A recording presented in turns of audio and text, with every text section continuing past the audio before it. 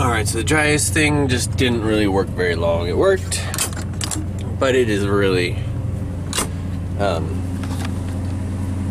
it'd be very expensive to make that work.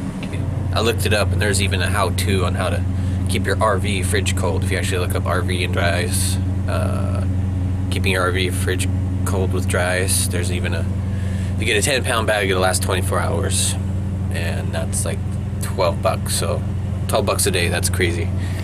That's what it costs to run my big old generator. So, C-Tran pulling up. And I'm getting ready to head back to the ranch. I need to go get my little mini fridge. And then I'm going to uninstall the RV fridge and just get it out of here. It's a heavy unit, and I kind of want to put the mini fridge in there. Maybe make a cabinet out of the rest of it. I don't know. I'm not even sure what I'm going to do for a refrigerator from here on out. I'm just going to use the mini fridge and see how that works. I used it for a while when I first started boondocking. It seemed to do okay. So I just need to keep the batteries charged.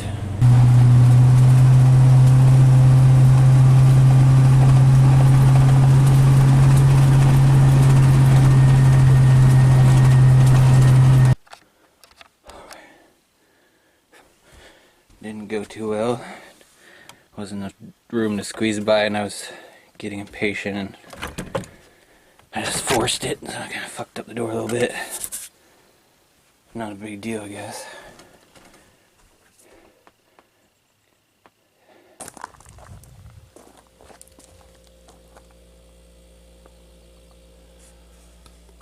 Just plug that in where the last fridge is plugged in at. Bent this little valve and seal this up at some point, or just board that up. Well, no, I'll probably just seal this up. That way I can get in back there if I need to. Because at some point I want to build a cabinet around this thing. Or maybe just a way to hold it in there. I need to build up the floor a little bit too, because it's not really level. The other thing that's wonky, I think I already mentioned it, but this only goes, I mean, I don't know, it just doesn't seem like it's acting right, unless I just have a really crazy fuel problem, which doesn't seem like it. It's running fine, except for at around 1500 RPMs, it's got a really bad misfire or stutter. But this only is, it never goes up into the white or the green anymore. So, I don't know.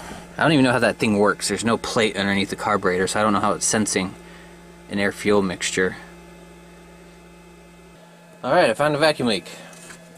I started thinking it was, since I realized this operates off vacuum. There's a tube running up into there, and that's the only thing it could be for. This tube runs down to the manifold. And I'm thinking, since there's a vacuum leak, this gauge isn't going up all the way like it would normally. It's telling me it's a fuel economy gauge, when really it's just a vacuum gauge with fancy lettering and green, white, and red zones for the needle to fall under. So let's show you what I found. I do believe I had this capped off at one point, and I don't know if it just vibrated off or is too small or too big of a cap, but it is definitely gone. That's right.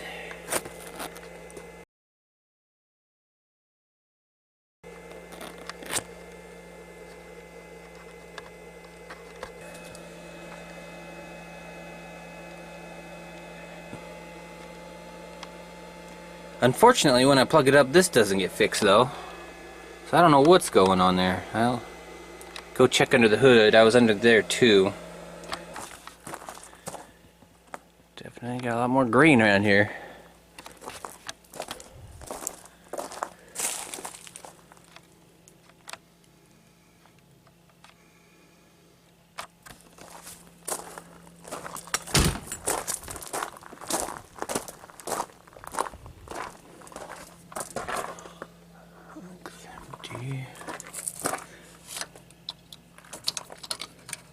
Oh, look at that for once. Full radiator fluid. That's nice. Oh, yeah. There's why the gauge isn't working. What? Actually, I don't know. I can see that wiggling off. That is really loose. Well, that would keep my shit from running right. That's for sure. Sweet. Easy fix.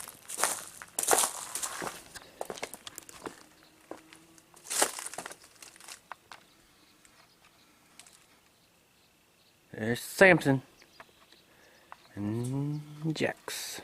I'm behind him.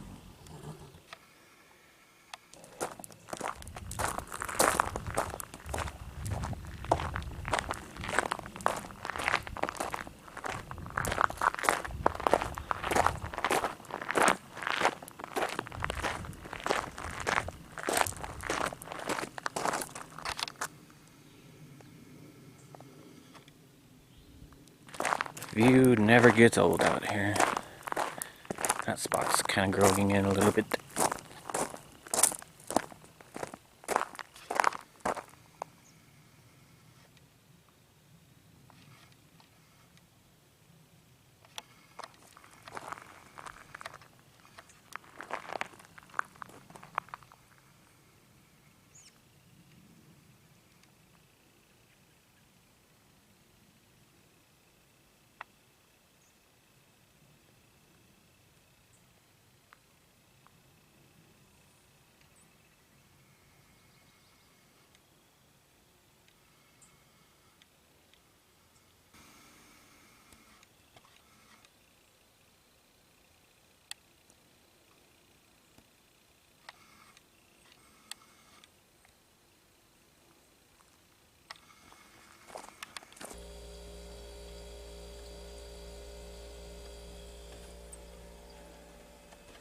Alright, got the fridge put out here so I could work in the cabinet.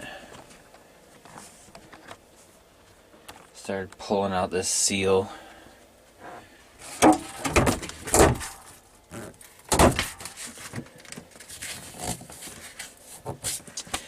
So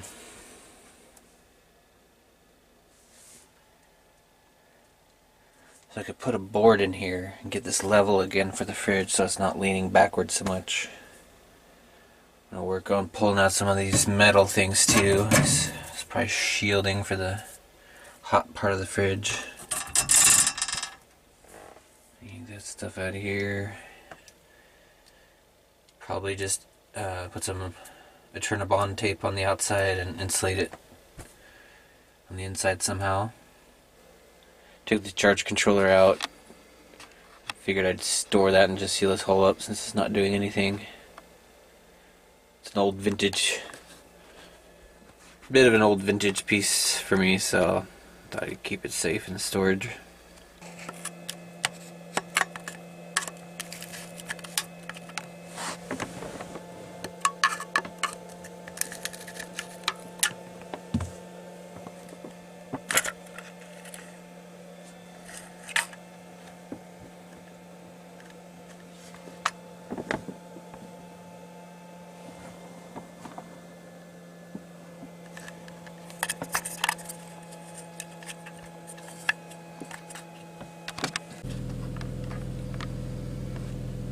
That cap is pretty crusty, so I'm going to be making a trip into town. I'm going to get a cap and rotor and get that out of the way. I've been wanting to do this for so long, and now I've finally taken that cap off, and it is way worse than I thought it was. I'll give you guys a better look once I switch the caps over.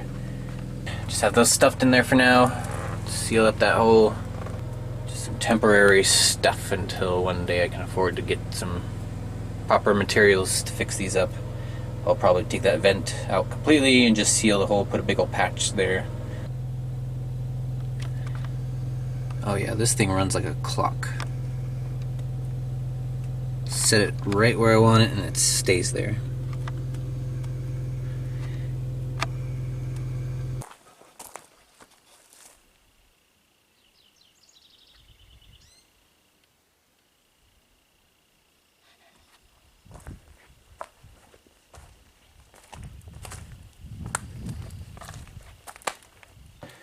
Just happened to find a board in our scrap pile that was perfect size.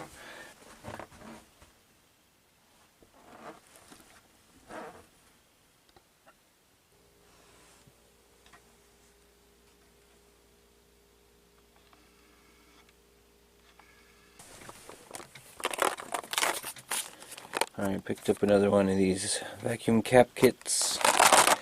My other one's all out of these smaller plugs.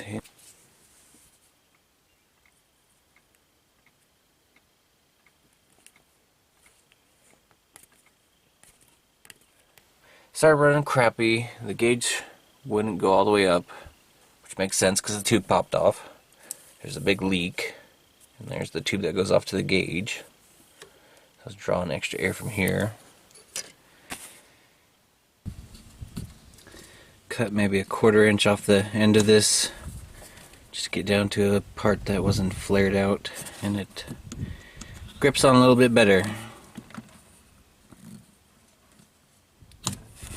Just over time, this rubber ages and the end gets flared out and just didn't grip on as good as it once did.